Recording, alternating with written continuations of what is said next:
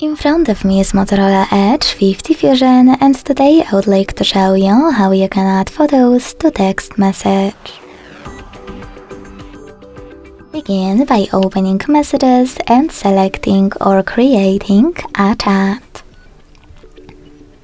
Then use this icon of a camera and the photo at the bottom left corner and tap on all of your photos that you wish to add.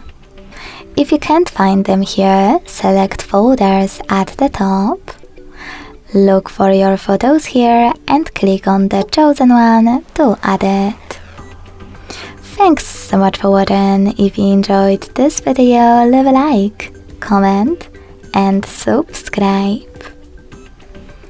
Bye!